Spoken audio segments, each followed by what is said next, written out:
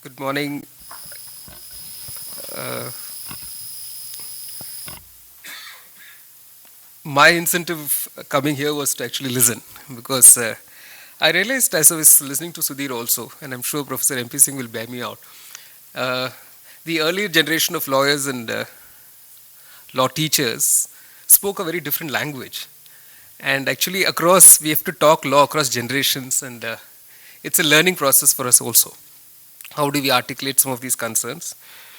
The second thing that struck me was the language that we are right now engaged in the courts and in the legal reform process outside of this room, which is very different. And we need to tackle that. Like I would have expected a rigorous analysis of all the reports of various commissions and committees that have actually studied these problems. And I think they speak a different language, but language need not be the only problem. But they also approach it very differently. So I see this as an issue of not only a law reform, but a systemic reform also. And when we talk of systemic reform, we need to understand the existing system in a very different kind of a sense. I don't know how many of you have had the occasion to see a recent documentary film that's been made, All Rise for Your Honor. It's stuck with the censors. They're not giving it a censor certificate. But I didn't know that this was the range of topics that we're going to discuss here because it would have been useful to see that documentary. It's an hour and plus where he's picked up 5 different themes. He's focused on 2 courts in Uttar Pradesh, in Badaयूं and Barabanki, and shown us from the litigant's perspective what issues are actually faced in courts, what issues do lawyers face, and within the legal system, and there are lawyers, which it's a good thing that we have practicing lawyers in this room, and they'll be able to tell you that you have a range of lawyers who have their own issues. So you have poor lawyers, rich lawyers, lawyers with work, without work, the whole range, and what that does. So when we talk of consumers of justice, the way we've played the system so far, lawyers themselves have become consumers of this system. They're major consumers, and I think we need to acknowledge that. So that rigorous analysis of it's badly needed because we shouldn't be reinventing the wheel in many areas, and we should find out why some of those suggestions, whether it was a law commission suggestion or a committee's suggestion, why those suggestions simply didn't work. And those were by people who have been experienced in, working the system. The third thing was, of course, this larger macro thing of federalizing the judiciary.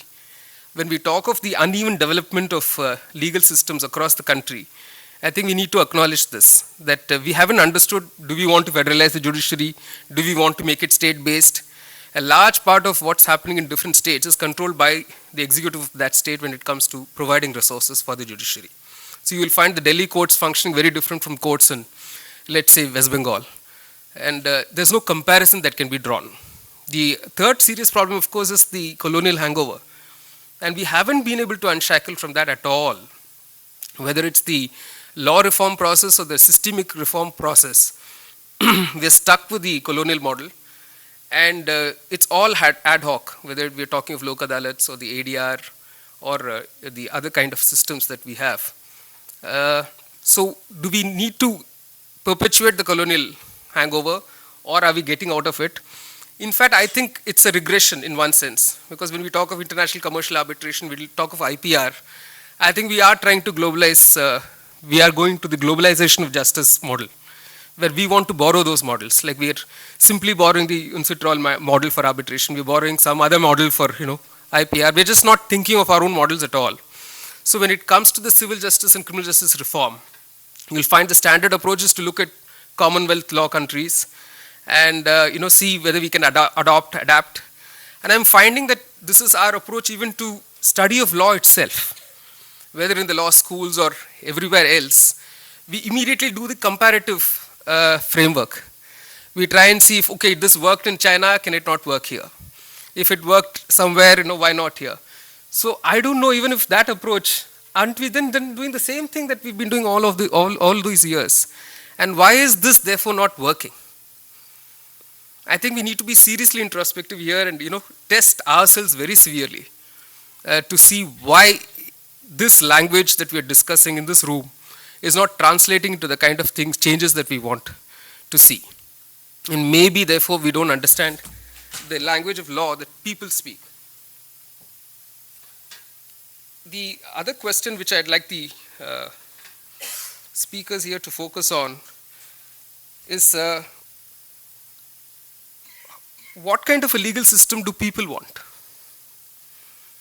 And do we dictate to them what kind of a system they should want?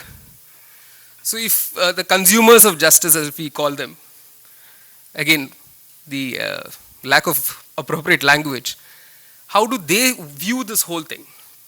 Is it something, is a product of what they've wanted, or is it something thrust on them? I think it's an easy answer, of course. We'll all say it is thrust on them. But over these years, let's say 60 years, have we understood what kind of legal system would this huge litigant mass want? I was also looking to see if there was discussion on actually when you look at empirical data, are you looking at timeline for cases? And this is how judges have approached this problem. We've had in the recent past at least one report of the Delhi High Court where 3 judges got together and prepared a report on arrears and attempted at fixing timelines. And Professor Mohan Gopal will speak to you about it later, I suppose, in the day, to understand the distinction between arrears and pendency. That a case does not become a case in arrears unless it crosses the timeline which you set for that case. And then the process problems that you talked about, I don't think we understand that process problem well enough. Are we saying that a case needs a hearing at one stage? Are we saying that a right of appeal is an assumed right? So we're not clear at all about this. What kinds of cases should stop at one level? What should go on to the appellate level? What should go on to the second appellate level? So in this judicial hierarchy, you said we shouldn't make any distinction between cases, whether it's a petty case or a serious case, and all of them should have the same process. What is that doing to these timelines is the question, from the start to the finish. And then, of course, I think you mentioned this, but I still regret that we don't have a study which can compare with Professor Galanter's why the haves come out ahead. You did mention repeat players and one-shotters, but I think that study is very, very significant from the Indian context, because you have the government as a repeat player, and the government is a major litigator in courts. So if we have this discussion in this room without that major litigator, I think we are missing out something very essential. Government challenges every decision against it in every court at every level. And the challenge doesn't stop at that, because government will have to be challenged when the orders don't get implemented. So there's a huge rise in contempt cases across the country. Because you mentioned rule of law, the efficacy of the judicial system gets tested when orders passed by the judiciary, even if they've attained finality, are either unable to be obeyed or implemented or executed. And even the alternative forms, they will be successful if they can take the dispute to the logical end of execution. If they stop short of that, that alternative form will also be a failure. And I'm specifically referring to arbitration. I don't think Professor Chapman has the actual understanding of what is happening in the Indian system as far as arbitration is concerned. It's very, very frustrating. You have arbitration that goes on for 20 years. I mean, and from start to finish, the entire case would take something like 25 years. And you reach the stage of execution at the end of 20 years. And then execution begins, which is another huge round of litigation. So I'm not sure arbitration as an ADR has worked, because somewhere arbitration as an ADR has been captured by lawyers and judges and has been made to replicate the same processes that happen in the court and maybe repeated several times over. So we've not been able to get out of our frame of reference for approaching legal system reform and law reform, because we are looking at models, we're seeing what can work, what cannot work, and we're not thinking from the start. So it is a very, very challenging process. I don't doubt that at all, because having been on this side on the side of the judiciary for some time now, I'm beginning to understand, of course, how much more complex the problem is. I fully share with Sudhir his concern that we don't have accurate statistics. There are some of us within the institutions trying desperately to rectify that problem. It's not going to be easy. And I'll talk to you after the two speakers have made their presentations about the other issues which I haven't yet touched upon because I don't want to cut into their time. I'll come back after we've heard them. Please, I think Menaka will begin, or Manvi, or either of you could begin. Please come.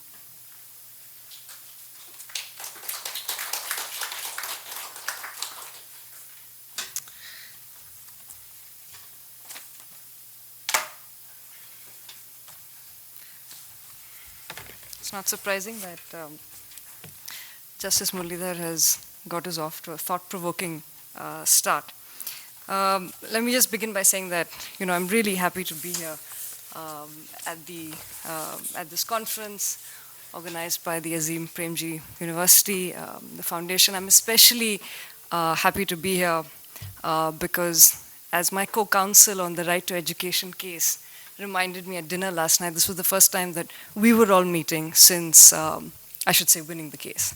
And I'm really pleased to be here because I think the Azim Premji Foundation was the only private party, the only private educational body that actually defended what I think may be a poorly drafted but a powerful, powerful legislation that speaks to a better country, a more decent country, a more egalitarian India. So here I will start by saying I disagree strongly with Dr. Mehta's contention that 21A doesn't speak to private schools. 21A, the Constitution, equality, the right to life and dignity, isn't really about telling private schools how big or small their playgrounds must be. It's about something more profound.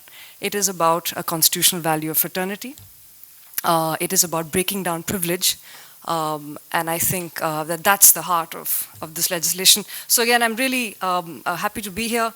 It's wonderful to see so many of us, I think, who worked on that case here in this room. And, Jenna and Varsha and Nalashri, and so many of us are here today. So thanks very much for having me. Today, I think I will sort of break up my remarks into two sections. And I hope you'll indulge me on this. I'll make the most of Professor Chapman's absence by using all my time. The first segment of what I'll talk about is this concept, as I was telling Justice Muralidhar, of the overburdened system. And I'll make a few preliminary remarks on that. And I will connect that to a paper that grew out of an initial conference at which Dr. MP Singh organized in Calcutta. On Gram Nyayalayas. I was speaking on Gram Nyayalayas there. But it's only used to highlight yet another instance of the Indian state trying to sort of engage in what Mark Galanter and Jayant Krishnan call a kind of a khadi brand of paternalistic justice. The Gram Nyayalayas mirror a lot of what the Lok Adalats and the Gram Panchayats were trying to do. And I'll deal with their study briefly, and then I'll talk about Gram Nyayalayas in specific, which I sort of roughly translate to this idea of a village court.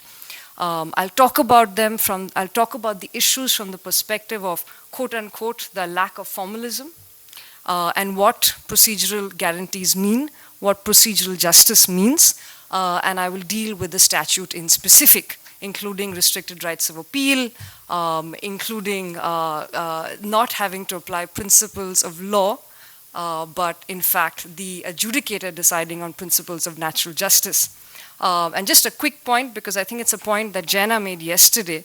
One of the statutes the Gram Nyayalaya actually deals with is the Domestic Violence Act. So it's the Domestic Violence Act, Minimum Wages Act, Civil Rights Act. So the litany of social welfare legislation that is provided for in the schedule of the Gram Nyayalayas, which the state thinks qualify as cases that overburden an overburdened system.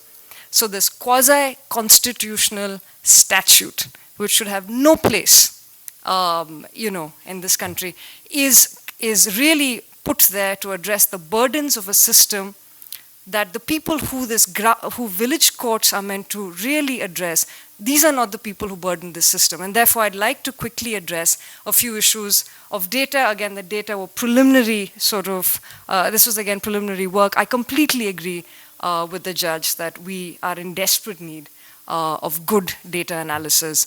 My co-author Aditya Singh, with whom I wrote this paper, and I have just tried to highlight some of the numbers. We've tried to use axes of literacy, income, and even habitation. If you're in a Naxal hit area, you're less likely to use the formal court system. Now, is that a causative sort of conclusion that we're making? No. But we're just trying to put these issues out there to say that we would be grateful if this kind of incisive data work was done. So quickly addressing certain issues of this overburdened system. As Pratiksha Bakshi rightly said in her really wonderful piece on access to justice, that the issue of access has really become about pendency. This is an overburdened system. There are 54,000 cases pending in the Supreme Court. There are 4 million cases pending in high courts, and there are 26 million cases pending in trial courts. And by the way, this was the first year that the Supreme Court actually hit at its pendency sort of backlog, meaning that for the first time the court actually, there was no addition of cases. There was actually a subtraction. And these figures are actually available on the website of the Supreme Court. So this is the first time that that happened. And the pendency figures actually tell you something very interesting. It tells you that in as much as there are 54,000 cases pending as of the 1st of May of 2011, it tells you also that the court actually disposed of 72,000 cases that year. And this is really a response to what I heard recently, where the focus is really on what is the backlog. The focus is really on how many cases are actually decided. 72,000 cases, 26 judges, 4 vacancies. If you were to break it down, each judge is basically taking care of about 3,000 cases. That is an enormous burden, right? And that is not something that is usually highlighted as part of an overburdened system. Actually, how much does the system actually process? So that's one point. And obviously, I'm very happy to look at Supreme Court figures. It's the court I spend most of my time in. So I guess I'm sort of much more interested in it. Second important fact, which is that the government is the biggest litigator by far. 60% of all cases involve the government, not just criminal, civil also. As Justice Muralidhar pointed out, the National Mission for Delivery of Justice and Legal Reform says, quote, the government must be transformed from a compulsive litigant into a cautious and responsible one, unquote. So the idea that every case must be appealed is an instinctive government response. This contributes greatly to an overburdened system. It's rarely the intended user of the village courts, which are poorer Indians living in the rural countryside. Thirdly, some of the data work that we tried to sort of highlight, certainly because, frankly, numbers scared both my co-author and me.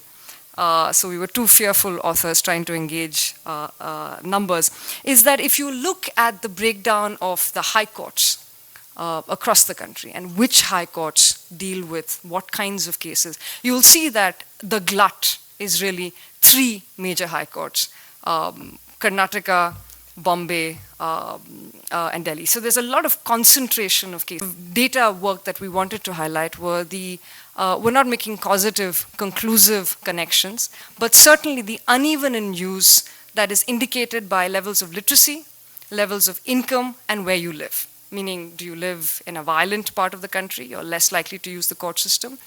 Are you sort of, is your educational qualification minimal? You're less likely to use the court system.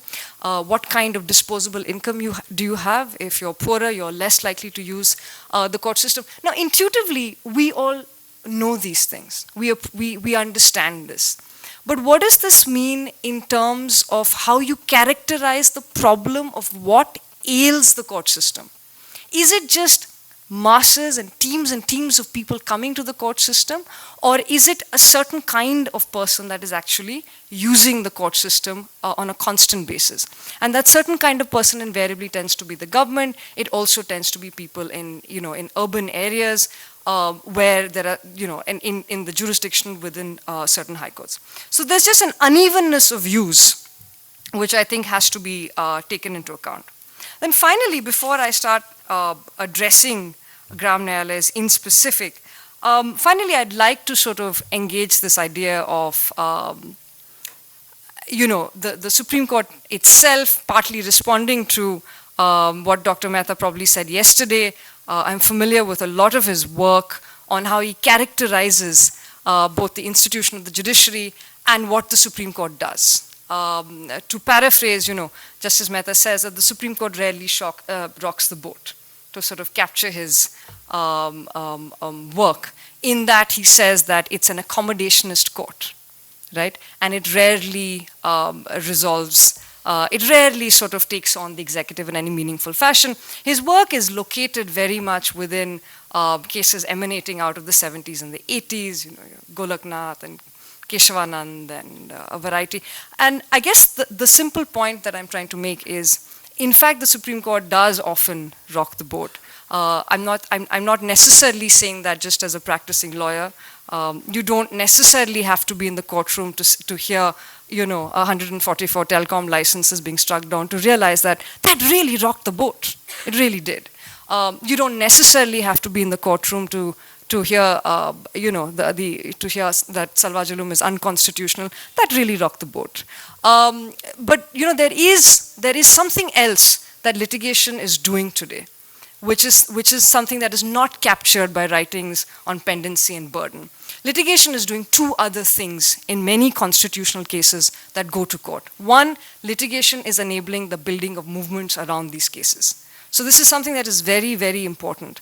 These cases may take a long time, but cases like Naz Foundation, cases like Nandini Sundar, cases like the right to education, and cases like the governance reform case that we filed in the Supreme Court recently that challenges the mode of appointment, promotions, and transfers of all bureaucrats across the country.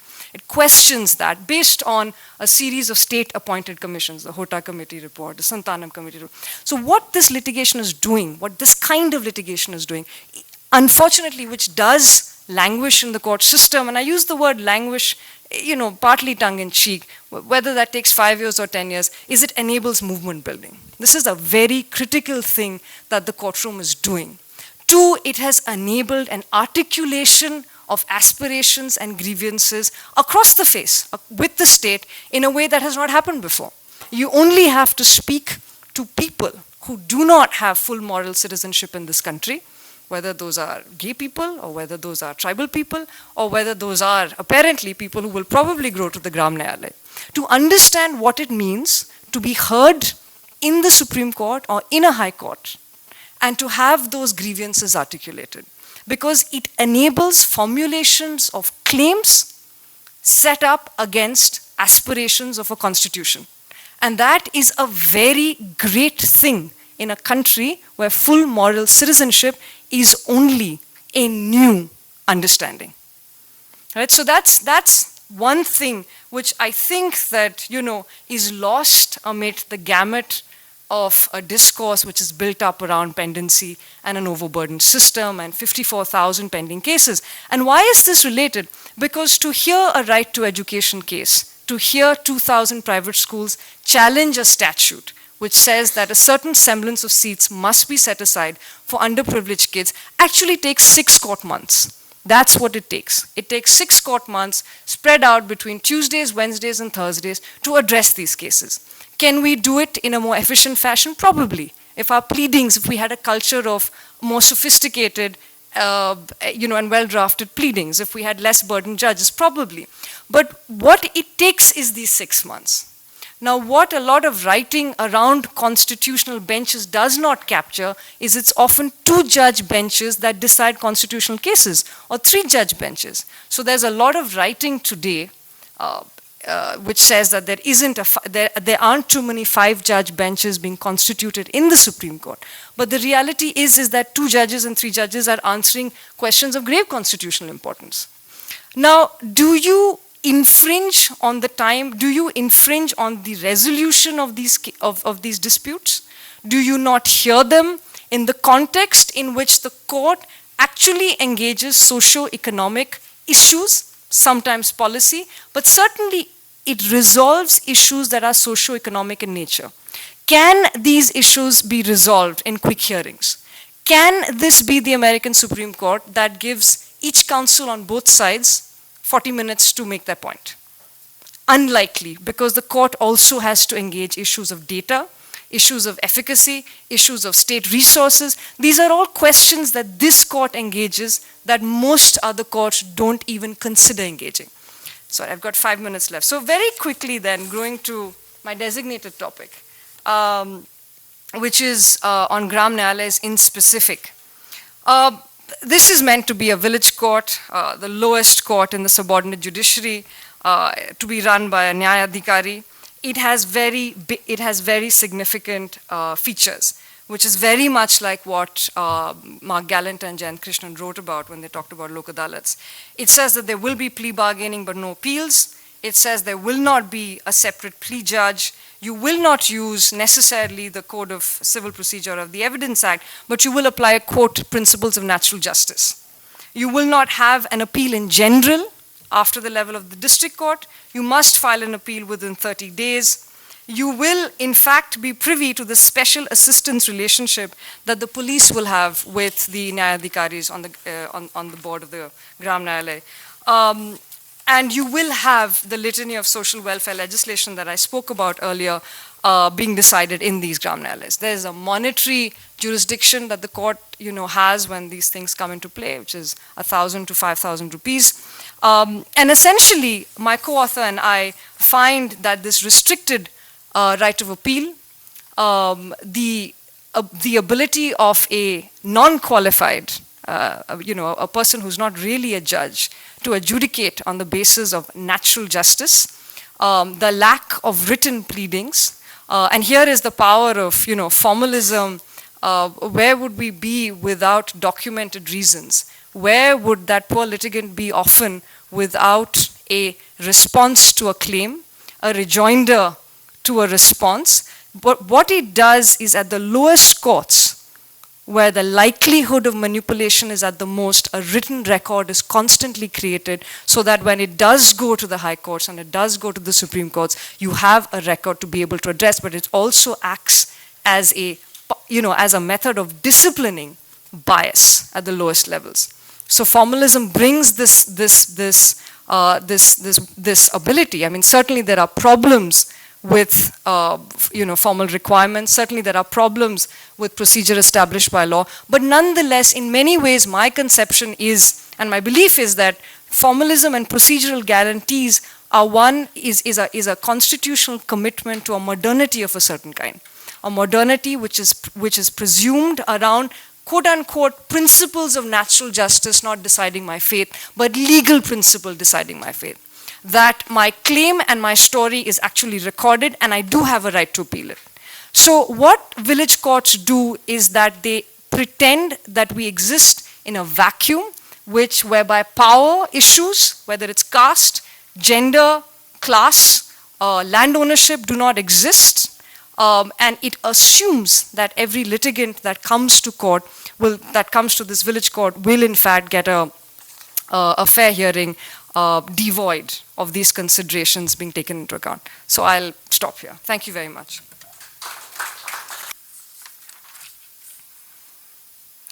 Good morning. In my presentation, I'll be going back a little bit to, once again, the pendency vacancy problem, not dealing with it in detail, but dealing with only flagging it to the extent to remind ourselves, as Vikas did and as our speakers in the morning have reminded us, that it is a problem. And secondly, as Menaka pointed out right now, not only is pendency, it's not just the fact that there are 54,000 cases in the Supreme Court pending and 26 million cases in the lower courts pending, it's also how many cases per judge is one judge adjudicating in any given day. If it is 3,000 cases per judge per year, it also means roughly about 100 cases per day. So therefore, for a judge, case which is an enormous burden for any judge. So one question that comes out of these discussions is, one, can we institute more courts, which Vikas pointed out yesterday might be too expensive? And the second question is there an alternative? Can we take away a few cases out of the system? Can we prevent them from entering the system? Is there an alternative? Is there somewhere else they can go? And is there any other way in which we can deal with these cases? It is in this context that my presentation on mediation comes in. What I'm presenting today is a little bit of the work that the Law and Governance Initiative has done on studying mediation in Bangalore. We've studied cases from the Bangalore Mediation Center, and if I can just take a minute to set up the presentation. I've titled my presentation as Mediation Work, Reviewing Evidence from the Bangalore Mediation Center. We've looked at cases that have gone into the Bangalore Mediation Center since the time it was set up in 2006 up until June 2011. It is the most comprehensive, it is the largest database that exists in a single mediation center in the country. We looked at 18,000 cases that have come into mediation in Bangalore.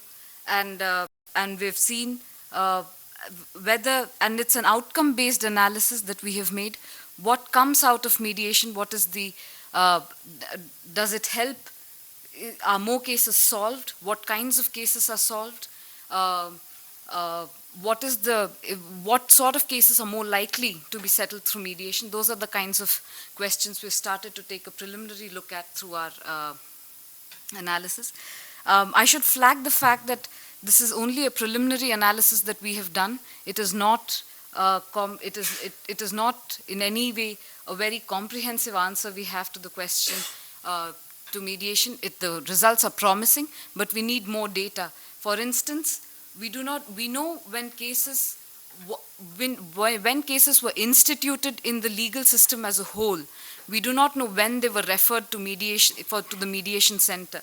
So I told you that it's, the mediation center was set up in 2006, and we have data up until June 2011. But if you look at my first slide, I have cases going back to 1980. Those are not cases that, of course, came into mediation in 1980. They are cases which were instituted in the legal system in 1980, but were only referred to mediation in 2006 after the mediation center was set up. If we knew when the case entered the mediation center and when the case exited the mediation center, we would probably have a little more granularity and in our analysis. And we would also,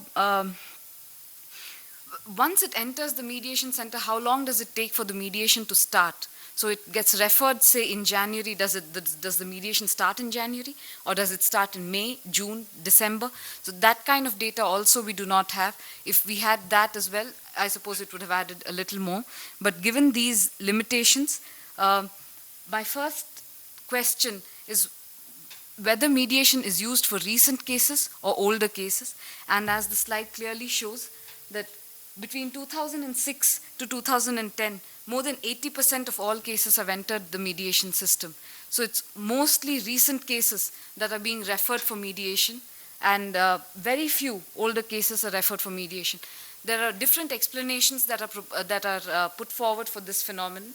The first, and a very simple explanation, would be that maybe old cases don't even sustain in the system. Maybe a case that entered in 1980 was not even in the system by 2006 for it to have been referred for mediation.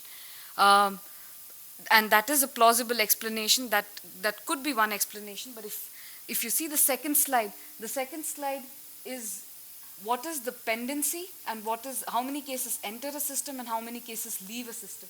So all the bigger lines are all cases which are already pending, and the smaller lines are cases which have been resolved by the system. This is the High Court of Karnataka, and therefore, what this slide just shows us, and I'm not going to go into too much detail, I'm not going to explain it in too much detail. This slide just shows that it's not as if all old cases have exited the system, or that most old cases have exited the system. There are far too many cases that persist through the years, but it's only the more recent cases that are being referred for mediation. And therefore, we need another explanation. Just go back to the previous one. We need another explanation for why more recent cases are being referred. It could be, as was suggested by Caius, Ervasti in a Finnish study on mediation. So these Kaja Servasti conducted a very comparable study of mediation in Finland between 2006 and 2009, where he again studied, it was an outcome-based study of mediation in Finland, and he suggests that newer cases are considered more amenable for mediation because they attempt a settlement before bitterness has hardened parties' adversarial positions. Because if litigants have been fighting since 1980, they're bitter, they're embittered, they've hardened their positions, and they're less likely to compromise and reach a mutual middle ground, which is why he suggests that newer cases are more amenable, and it is probably in recognition of that fact that more newer cases are referred for mediation. If that is true, then newer cases should also have greater settlement rates, and therefore we looked at whether the first figure showed us that there's probably a greater willingness to go for mediation in newer cases, but does that also result in greater settlement? It does.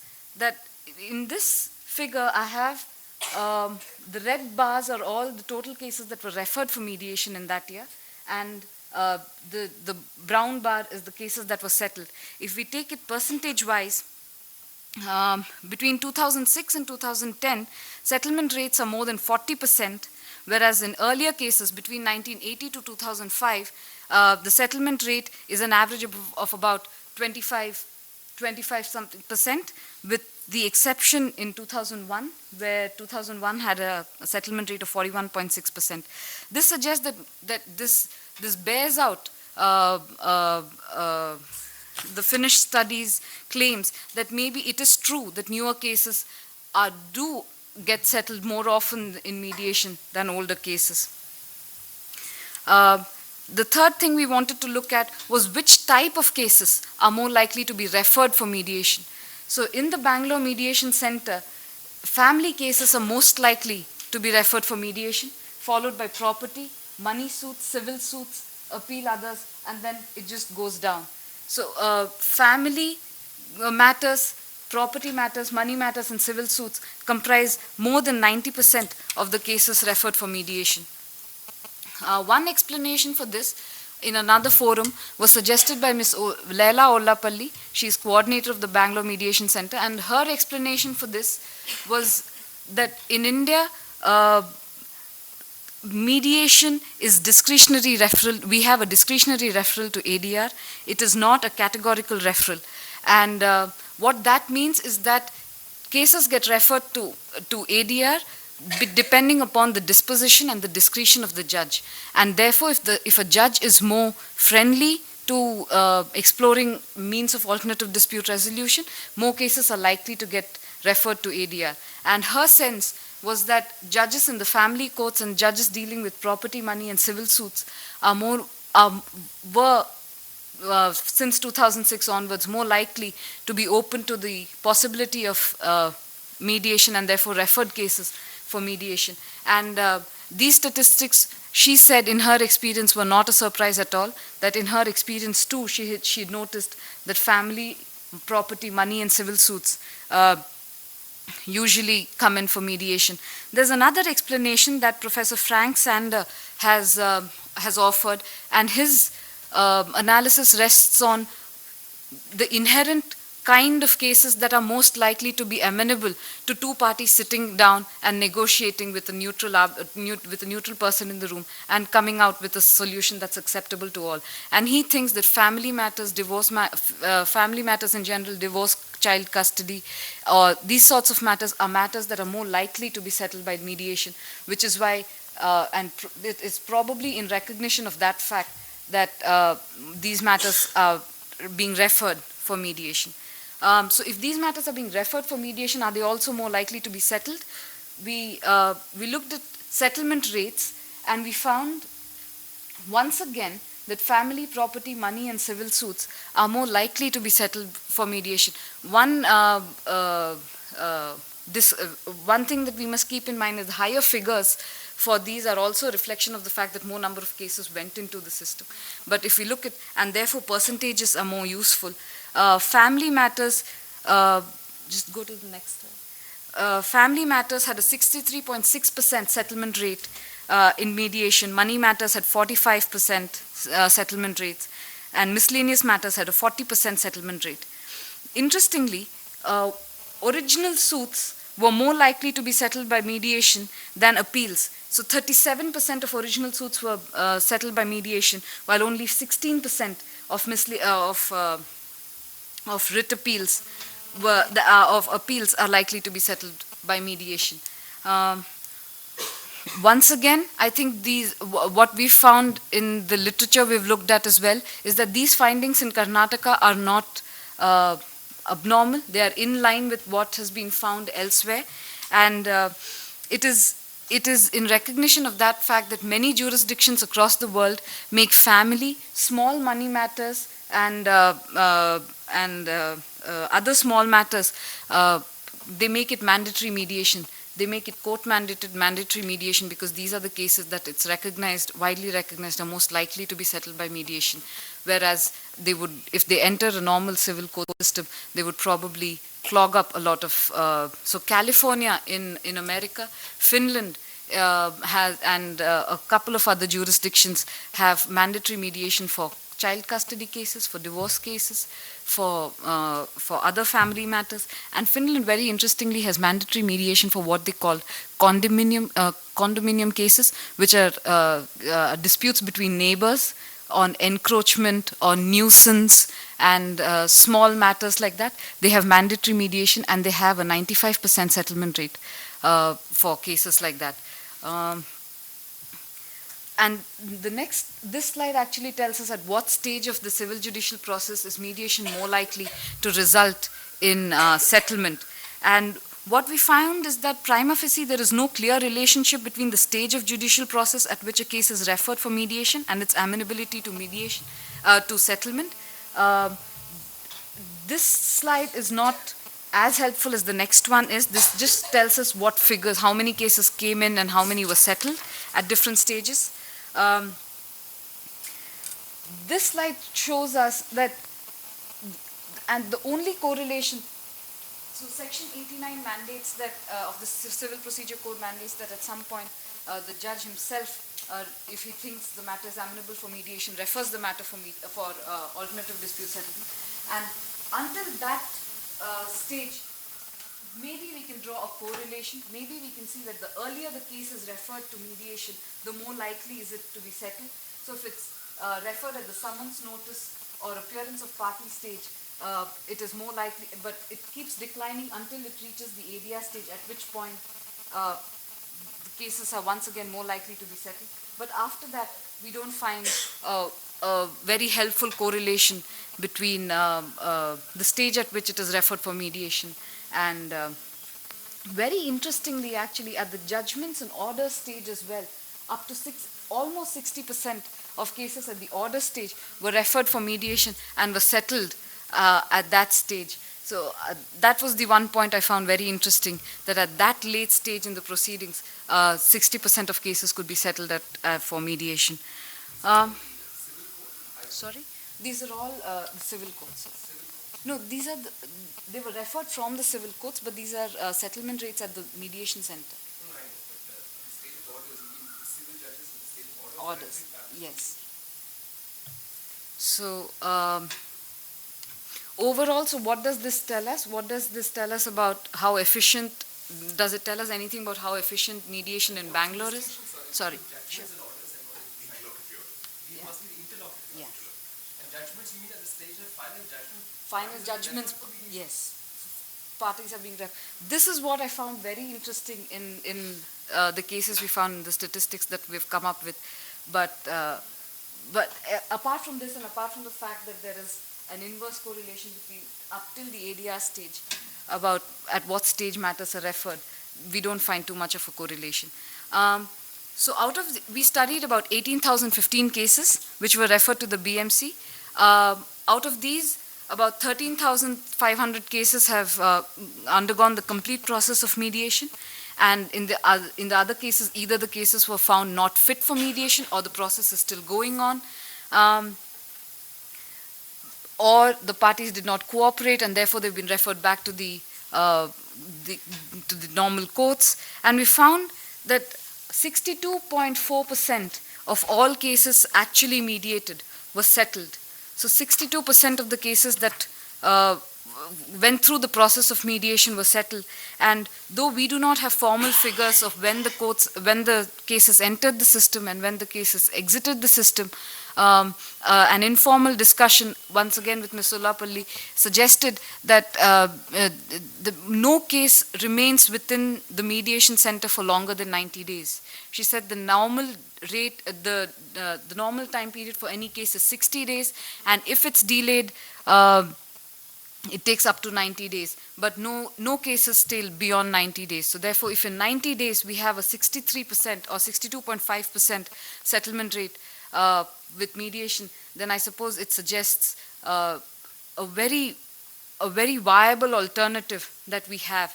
And maybe we should look at mediation a little more seriously and take it a little more seriously. What we plan to do in the future at LGDI is to extend this study to the Delhi and the Bombay High Courts as well, and the Delhi and Bombay mediation centers as well, and see at their level, and if we take data across 3 high courts, does it change? Does it corroborate what we found at Bangalore?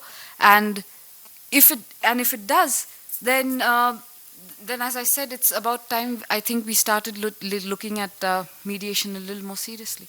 That's all. Thank you very much.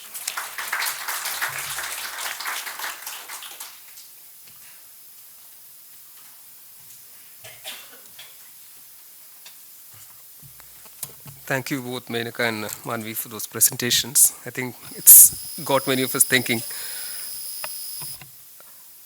I just want to make a few comments because I think I'm very curious to know what many of you think. So I'll come back again with some comments in the end. I just want to dispel this correlating, thinking that we can somehow deal with this problem of pendency in arrears by juxtaposing cases and judges. And I think my colleagues will bear me out. It gets far more complicated than that. So I've asked myself, why can't our Indian Supreme Court fix time limit for arguments, 40 minutes on each side, and close a case? And if the US Supreme Court can deal with the most complex constitutional issues, why can't the Indian Supreme Court? And if you've sat through the hearings in the Indian Supreme Court, you'll find that even it takes 3-4 days to just warm up to the issue. And then, it pans out very differently. And I think we are at a stage of evolution still in our processes of dealing with complex issues, many of them coming up for the first time, that it does take time both for lawyers and judges to get a hang of what is happening. So I'm not sure, and if you take the categories of cases, and that's where it gets complicated. Now you said 3,000 cases per judge per year in the Supreme Court, but if you sat through Mondays and Fridays and all those miscellaneous days, you'll find that judges actually don't spend too much time, in deciding. It's actually a one-word dismissal. So it may not reflect accurately when we try and do this, correlation between cases and judges. Also the kinds of cases. So which is why I talked about timelines. And when the 3-judge committee, and Ravi, I think, he's here, he can tell us how they worked at it. It gets more complicated. So when we want to fix timelines for the subordinate courts, like the CBI court, in one case you have 100 witnesses. You can't tell that CBI judge, listen, you have to dispose of one case a day. It's completely unrealistic. You can't fix such a target at all. So one has to do a more rigorous kind of a study, which is what we need. We need to break down and actually see timelines for each kinds of cases. The other thing which we need to understand is there are other forms of ADR which we haven't been able to discuss here. One major thing is, of course, the Lok Adalats.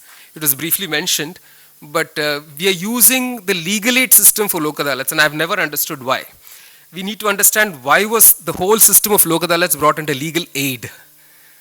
In fact, there are negative reasons for Lok Adalat. Basically, you're telling people in Lok Adalats that, listen, if you don't settle now, maybe you won't get a verdict for another 10 years. And maybe if you succeed even at this late round of litigation, the other party will go and appeal. It's going to cost you more. So we're giving them reasons why they should stop engaging with the formal legal system. Somewhere we're telling them, listen, the formal legal system is not working. and therefore settle. And whether that on a different perspective, whether that's a good thing for people to be confident to engage with the legal system at all. So Lok Adalat, I think Galanter's and Jayant Krishnan's work is very important for us to build on in other areas. The third, the thing is on tribunalization. I think we haven't understood tribunalization enough. And we talk of pendency in areas, we are not talking of the pendency in areas of tribunals. What we've done is actually taken a whole bunch of cases and dispersed them amongst tribunals, and suddenly there is a gap. When you look at the court system, you're looking at 26 million cases, but you're not accounting for the cases before tribunals. People are waiting for justice even before tribunals. And then we're not understanding the impact of that output of tribunals on the court system. So it gets more complicated.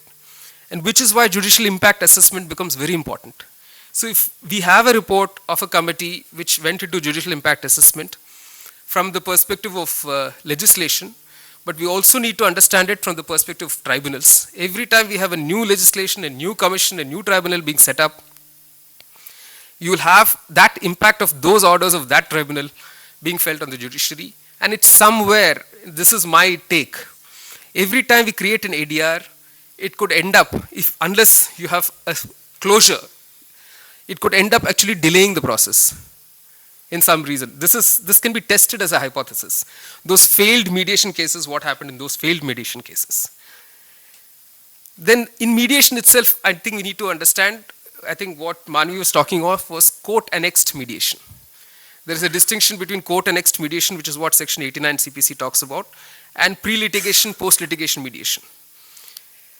The second critical comment on mediation is that state, which is the biggest litigant, will never come for mediation.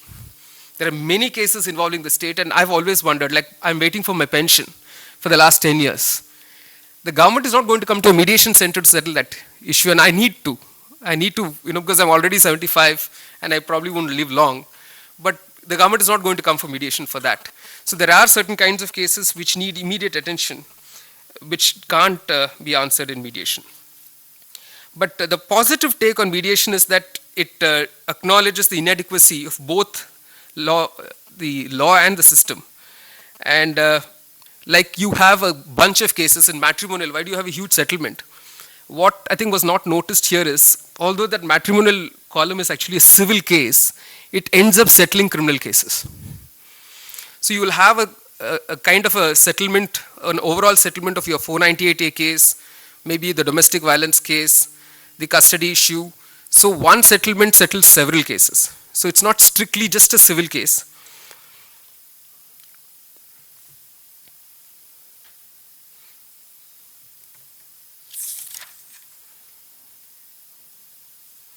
Then there are other kinds of mediators in the scene.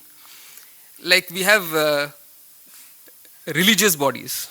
I don't think we acknowledge that at all. This person could be a god man, he could be a guru, he could be somebody, he can come and just settle a case. And everybody will agree that whatever he says will be the last word. You could have those people within communities. So we have to, enlarge the ambit of study of ADR. Policemen as mediators. I think we don't understand how many cases policemen actually solve. Of course, they create problems also, but they actually solve also cases. And what happens, like the crime against women cell in Delhi, we need to understand the dynamics of that. That's an ADR going on, which is not acknowledged. Then even for mediation, who bears the costs of mediation? That's one question. Who are good mediators? In Delhi, we've had a combination. We've had lawyers as mediators and judges also as mediators. And does that work everywhere in the country?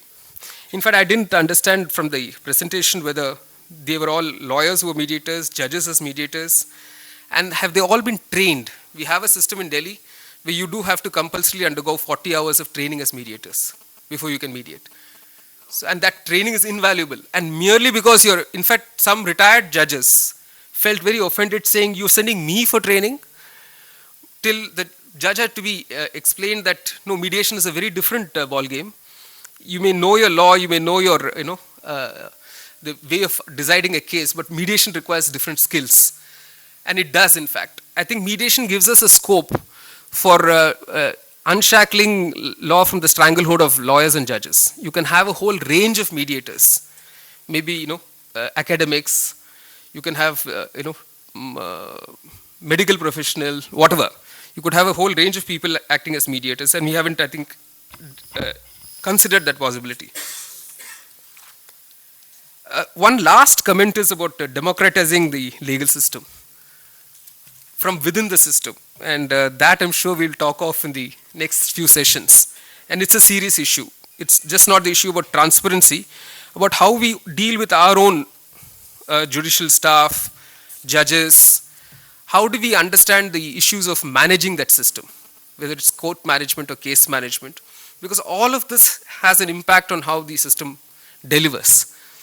And if it therefore gets even more complicated from that point of view. But we have two very seasoned judges here who will talk to us about those things. And now for the questions. I have two points to make. Ravi and Sanjeev, I mean, should we ask them to introduce themselves or would it help? Yeah, just briefly. Yeah. I'm Nanda Kishore. I practice in the Supreme Court. I'm an advocate on record there. I also do academic work on the side. I'm currently doing my doctoral work in the National Law School on the criminal justice system and the right to a speedy trial. And I hope to have a happy balance between court work and academic work, if at all that's possible. Basically, I have two comments to make. First was, I think it was with Menika's paper. This thing about 30,000 cases and per judge, each judge having to deal with some 1,000 cases a day or whatever. I think it's not, to be fair to the judges, we're not taking into account the number of disposals that they give at the admission stage. So every week, a Supreme Court judge would easily dispose about 100 cases. So 100 into 4, that's 400 into, say, 9 months, would easily give you like 3,500 cases a year, which he's disposing of. So that, I don't know if that's been factored in. Yeah, the figures on the amount of disposal that every judge is giving. So that's an enormous figure. And really the question of arrears gets, the quantity of arrears also is dwarfed in the light of the amount of disposal that they're giving and the workload that they're bearing. Second point was, like Sir pointed out, this whole thing about mediation and alternate dispute resolution. In most Western countries, say for example in Germany, there's a lot of ADR and cases get settled at the trial stage itself. But that's because the system works very efficiently. You know that the losing party knows that in 3 or 4 months, he's going to lose the case. And that decision is going to be against him. And therefore, he's ready to settle the matter. Because it's in the light of such accuracy in the system, parties settle. So that's a great thing. So that sort of ADR should be encouraged because then you're getting outcomes which are just. But if you have ADR in a system, simply because you're not able to deliver justice to people, that may not necessarily be a good thing. Take, for example, a very simple example. Let's say a partition suit where a woman is a co-partner and she has to be given rights in the property. If you refer that case to ADR, she may very well in the ADR setup, she may just say, okay, I'll take only 1/4 share instead of 1/3. That's not necessarily a very happy thing for the system.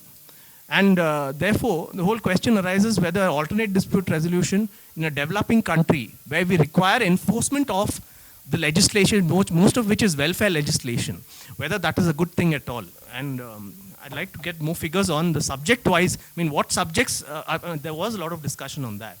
But in terms of statutes and so on, it would be more interesting, I think. Yeah. Jena. Good morning. I'm Jena Kothari and I'm an advocate practicing in the Karnataka High Court and also part of the Center for Law and Policy Research. I just had some questions for Manvi on the mediation and actually one comment to Justice Muralidhar when you spoke about the timeline that courts must set up. An interesting rule in the Karnataka system is that we have a Karnataka case management rules, in Karnataka, which lays down a 4-track timeline for different kinds of cases from 1 year to 4 years. And we have those rules for the courts, but those rules are actually not being followed at all. And we are actually forced, as lawyers, if you're for the plaintiff, you're forced to come to the High Court in a writ saying, the case management rule says dispose partition suits in 2 years, and, I'm struggling. So, and then the High Court gives directions. So we need to think of some what are your views on that? And for Manvi, the mediation study was really interesting. And just a few questions. When you look at the high family court disposals, does it account for mutual consent divorces? Because what is happening now is that all mutual consent divorces are being sent for counseling, and my concern is that giving a disproportionately high number of settlements because they are kind of settled cases? That's one question. Second, mandatory mediation, I think it's a really valid point, and we've actually discussed a lot with the Mediation Center to amend their rules to look at mandatory mediation in certain cases. We also actually, the Mediation Center took up pre-litigation mediation. I mean, it has, unfortunately, the reform of the rules didn't go anywhere, but can we look at institutionalizing the option of pre-litigation mediation? And, we also looked at training of mediators, and like Justice Muralidhar said, entry of other people into the mediation and not just have lawyers and judges, but other mediators. And also the question to others is, we've always been asking for other tribunals and courts to also refer their cases to mediation, like the consumer courts and, other tribunals. And somehow mediation has been restricted to the civil courts, with the exception of family courts. And what prevents us from getting other cases also to refer, other courts to also refer matters to? Yes. Myself, Dr. Suresh Nadgaudar, Associate Professor of Law, University Law College, Bangalore University, and I am also Special Officer for Examination of Bangalore University. And as you have rightly pointed out, sir, the government being a biggest litigant, they are not taking any interest in settlement of the cases, particularly through mediation or out of court this thing. But here I would like to mention about the steps taken by the Bangalore University to resolve the student grievances. In fact, our Vice Chancellor is very proactive, and we have decided to settle the grievance of the students through exam adalats, particularly the cases of the students regarding non-entry of their internal marks, etc., because of delay in sending the internal marks by the colleges to the university or such related matters. So if every government department takes such a proactive measure, I think it will reduce the burden on regular courts. Thank you. Yes, Arun.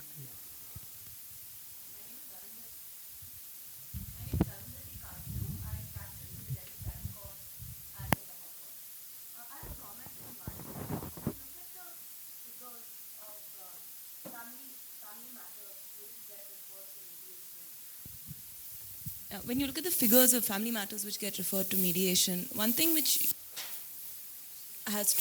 Should I just switch this off? One of the factors which you have to consider is that generally in matrimonial matters, there's an expectation that the case will not reach its logical conclusion, that it will not be finally adjudicated. You won't have a judgment. But then the parties, after setting up this multiplicity of cases, so there's a guardianship case, there's a 490, there's now a domestic violence case. After setting up the case, another big area where this happens is in 138 matters, where again the case is not expected generally to reach the stage of judgment, and there's in fact now disincentives from parties to reaching the stage of judgment, because you have a Supreme Court judgment which is actively trying to encourage people to settle.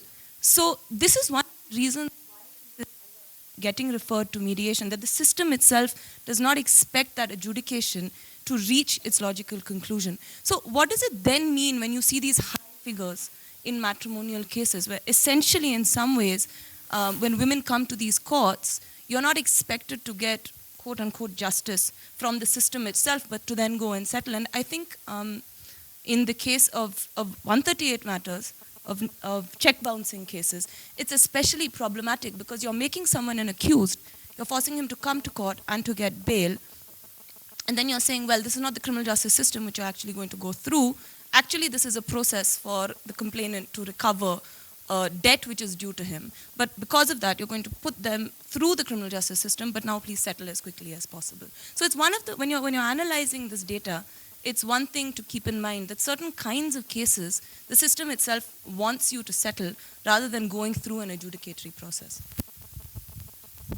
Yes,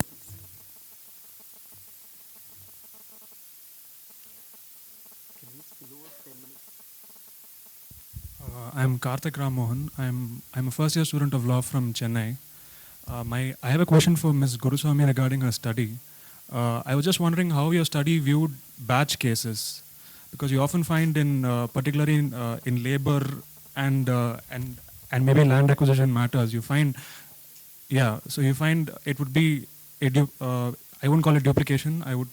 You would find various clones of the same matter with several petitioners or appellants, but the adjudication process of the case as such would just be one hearing before one judge or one bench. So I was just wondering whether the study took that into consideration. we just wait for the question.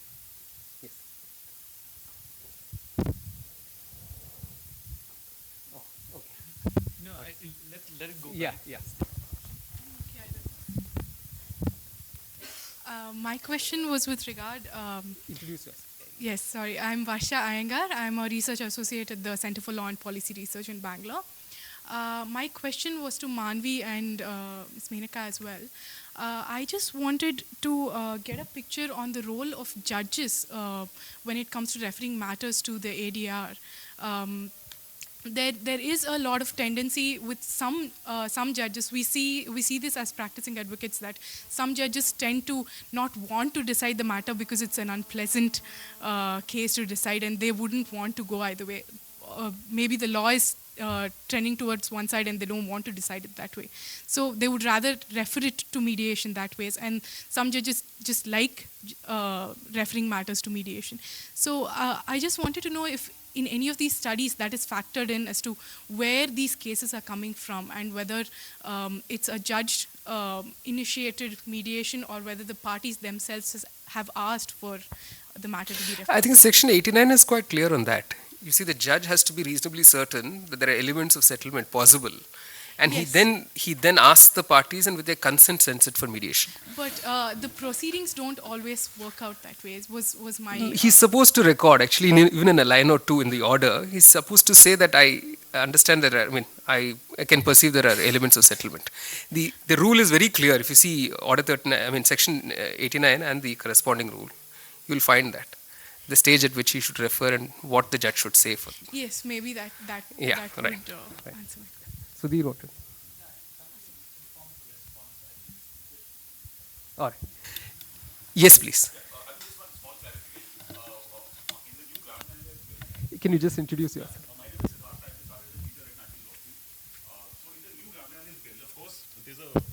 There are several avatars of the whole Nyaya Panchayat and Gram Nyayalay's model. There were experiments in the 50s when the experiment was struck down by some high courts. Then you had the Law Commission report in 1986. You had a state law in Karnataka which actually started them. So of course there were different models. Some were based on selection, nomination by the elected members of the executive panchayat. Some were based on appointments by the lower courts.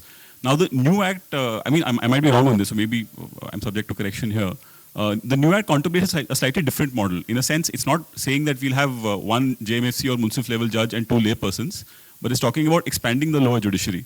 So I know there are serious concerns about the explicit exclusions of process in the statute, and I think that's what Ms. Guruswamy was pointing out. But don't you think that since we are concerned about the creeping of informalism into the formal system, that the presence of people who clear the lower judiciary exam, of course there are separate debate about the quality of the exams, who at least have a LLB on paper, will actually ensure some formal protections.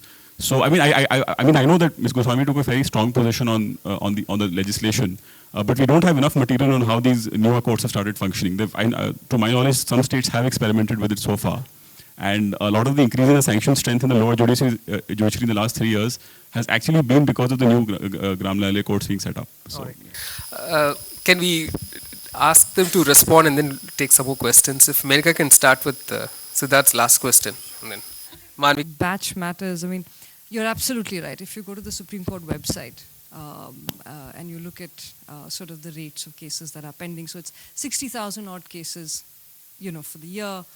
If you were to take into account batch matters or tagged matters or so on and so forth, it brings it down to 38,000. So you're right. I mean, and I agree with that completely.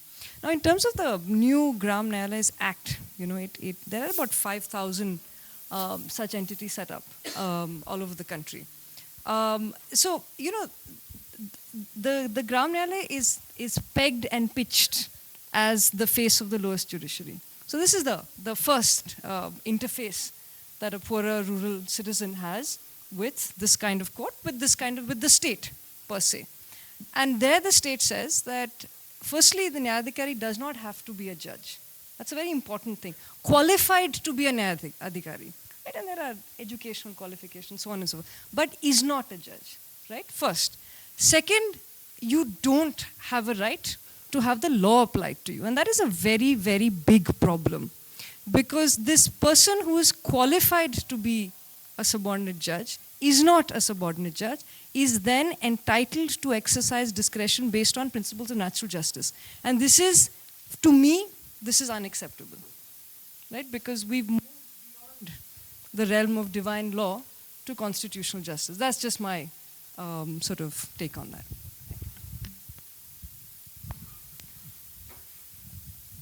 No, but the other problem, Menika, is then where are you going to find people to sit in these courts? And that's a huge problem of recruitment. Right. And I must share this now with all of us. Even to find 20 good judges in a year to fill up the vacancies in subordinate courts is a huge task. And we filter down, I know from the experience in Delhi, yes, about 5,000 people take the exams, some 300 will qualify the written tests. And when they are called for if it's a 2-part written test, it will get narrowed down to even 100. And from those 100, we're looking at 20 to pick up. And sometimes we're not able to pick up even 20 from those 100. So it's not such an easy task because we don't want to compromise on the quality of justice. Because we can't have this en masse recruitment of anyone and everyone. And it's a serious challenge. The kind of, graduates, law graduates we're getting, again, there's a varying standard. There's a huge gap now between the national law schools on the one hand and the other law schools, other law colleges. And we're not able to bridge this gap. So we do have now bar exams for entry into the profession. But when it comes to picking up judges, and there's a huge debate, because in one sweep, the Supreme Court some 10 years ago said that even a raw law graduate can be recruited as a judge. Now it has its pluses and minuses. And there are people, of the view that you need at least a minimum number of years of practice at the bar to be able to understand what the issues concerning the system are from the perspective of lawyers. Because lawyers then get very frustrated if the judge is too rigid and, not accommodating. So these are the other problems that we have. So finding people qualified to sit in Gram Nyayalayas is going to be a huge challenge. So that you need to have an answer for that too. Yeah, may I just sort of, Sudhir, can I just quickly respond to that? Yeah, very quickly. So I'm a bit of an idealist on this, and maybe that's why I'm not a judge, in the sense that I don't have to take into account, in that sense, perhaps a lot of the pragmatic realities. But so, for instance, my answer is really here. One, the last paper yesterday that Sudhir spoke about, where Vikas, and I wasn't here yesterday, but spoke about the costing. Is it worth X amount of money? There are various figures. The Chief Justice came up with a certain figure last year, as you know. So for me, it's a slightly different concern. I think it's absolutely worth it, because herein lies legitimacy of the state judge. I mean, this is a very important facet. in a country that is pulled apart in many parts of this country, where there is so much trauma in terms of the pulls and pushes of the legitimacy of the state and the effort of the state to be legitimate. Courts, constitutions, democratic constitutionalism plays a great role. How you resolve disputes keeps the state legitimate for citizens who otherwise may not have signed up to it. No, but we're talking, let's compare with the health service system. We're talking of paramedics. We're talking of even paralegals now. Right. So when it comes to judges, it's not going to be possible for you to find a qualified person to Right. sit in every Gram Nyayalaya. I mean, I think that's a harsh reality. Right. So you may end up that system not taking off at all. If you're creating a system, you have to see how it can work, or you shouldn't create it at all. So two things, right? So Lok Adalats, for instance, falter after the first 10 years. This is partly what Mark Gallant and Jayant Krishnan's study reflects. That within 10 years, Lok Adalats have reached an end because people just don't want to go to it anymore. And they've got empirical. I'm not sure, again, that is correct. Because you will have certain categories of cases, people flocking to the Lok Adalats. If I'm a person waiting for motor accident compensation, I'm just by the sheer frustration of my weight driven to it. And if the insurance company can pay me even, 1/3 of what I've claimed, I'm prepared to pick it up and move on. Because this constantly having to go to the court, constantly having to pay fees to the lawyer, wait for my case, is just driving me nuts. So there are again land acquisition cases. You're always going to find certain categories of cases where there will be people coming to Lok Adalats. Whether they get the kind of justice they're expected to is a different thing, and that's what I think the study shows. But I don't think we've set up this Lok Adalat system. I think it's going to go on for many, many years till we really have a reasonable answer to dealing with those cases within the legal system. Yeah, so their study is based around who is using Lok Adalats per year in UP. It's a fairly extensive study, and they probably have valid points, and you're certainly right on many issues. But in India there is a large concern, right? We are an under policed state, ironically. So there are far fewer policemen, per set of citizens. We are one of the least policed states. We are a country with the least number of judges. So there is a general problem of representation of the state, whether it's hospitals, whether it's lawyers. We're one of the least serviced by lawyers. Corporate firms will tell you that there's a deficit of corporate lawyers. So these numbers are indicative of something else also. It's also indicative of a young country, coming to terms with certain kinds of demands. But you can take a position of principle at one point, which is that will you then conform to the blueprint of the Constitution, including on issues of justice and representation and procedure established by law, and therefore set the tone for decades to come? Or will you, in fact, start finding quick fix solutions now, therefore compromising the constitutional principle? This is... Yeah, I'm just saying there's a whole range. It's not all or nothing kind of a thing, And we need to start the reform process. We are going to encounter problems in it, but we'll have to start somewhere. And we've just kept talking, even the Gram Nyayalayas, like Siddharth was pointing out, we've had enough commission reports, enough studies, and it's come at the end of the whole process. So, yes.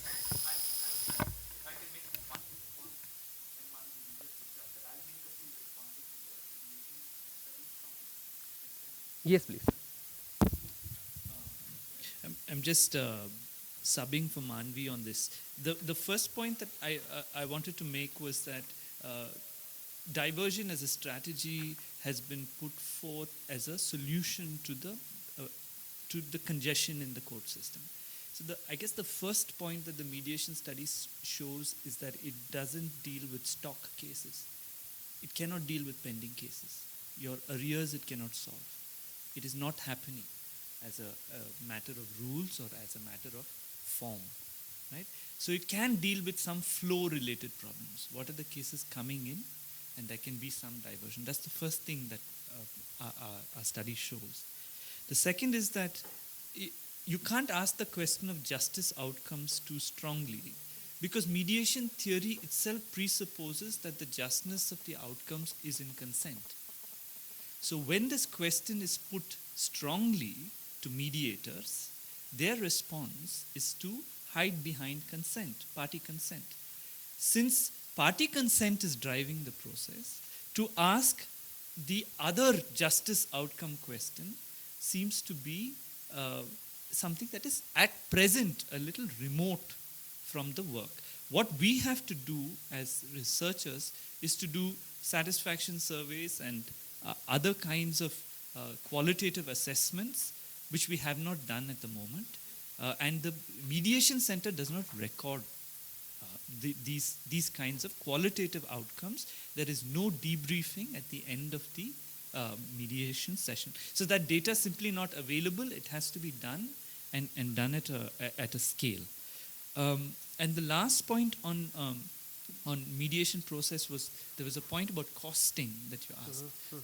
And what is, this is the one thing that mediation success can be claimed. And one of the reasons we did mediation analysis initially was that we found that there was no other part of legal system reform that has any promise of success. Let's take one, the plea bargain in the criminal court system.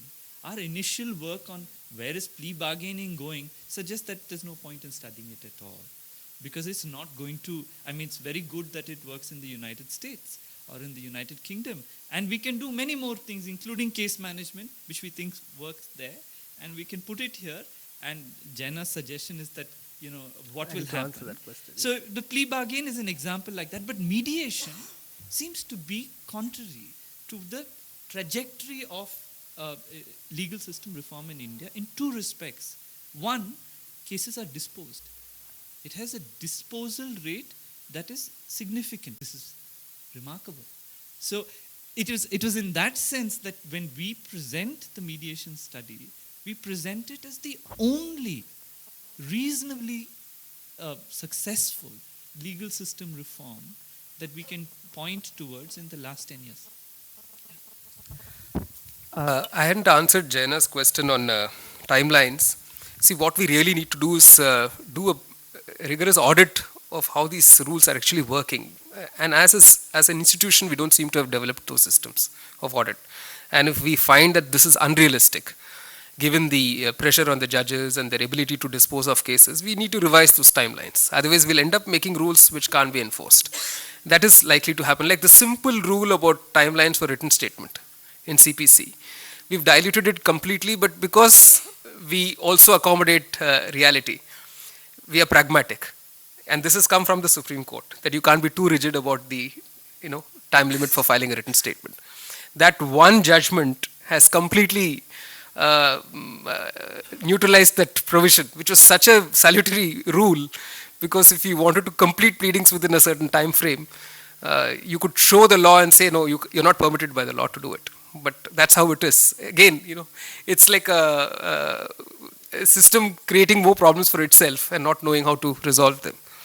The point that Arundhati made about 138 again is not studied enough. In fact, you could also accommodate from the last comment about this resolving of 138 cases. But there is this other huge problem that we have with this proliferation of the credit card economy. That we're having a large number of cases filed in one court or one city. And Delhi is a classic example, because you have some of the banks who've headquartered either their law division or law department there, that they will file in bulk. And most of those cases relate to outstation defendants. And you can never serve them in those places, and they probably moved on. So we found in Dwarka, for instance, which is a new court complex, many of the judges who have been assigned in the negotiable instrument act cases have no work after 1 hour in the morning, and because there's no completion of service of notice in their matters at all. And this one provision of the law has had a huge impact on the judiciary all over the country in terms of pendency. And we are at a dead end. If you're not able to complete service in those cases, they just can't be disposed of. So we haven't, I think, again, understood the impact of this one provision. What happens if you decriminalize check bouncing? Would it, have a different kind of an impact on the judiciary? I don't know. If I can just add to that, the question is something like check bouncing supposed to be an offense at all? That's right. That's what I said. The Supreme Court said that it is a civil cum criminal. Yeah, but the financial institutions will tell you that their rates of recovery are much better because it's been criminalized. So they are the ones driving. You see, whether it's the Sarfazi Act or the Negotiable Instruments Act, that sector is driving the law. So we haven't had enough, that's why I'm saying we haven't had enough studies, judicial impact assessment studies, for the reverse to happen. We need some studies, concrete empirical studies, to argue this reverse case, saying that, it's actually defeating the whole purpose.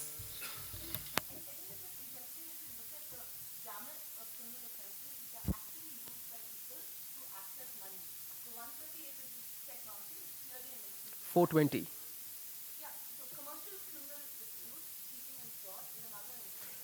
No, I think Arundhati will bear this out. There's a huge upsurge in those cases now. The use of 420 for recovering money. Yes.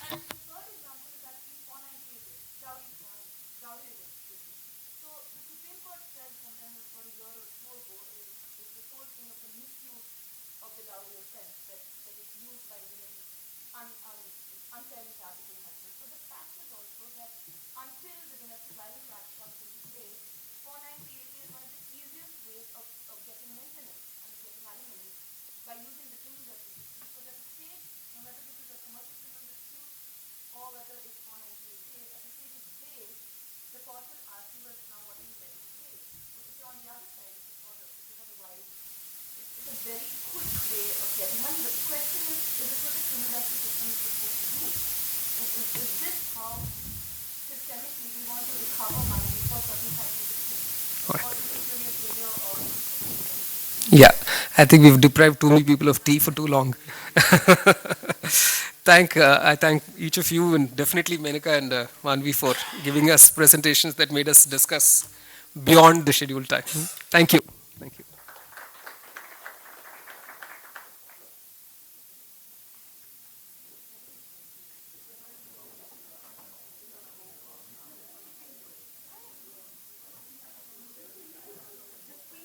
Available upstairs today. We'll start the next panel in about 15 minutes.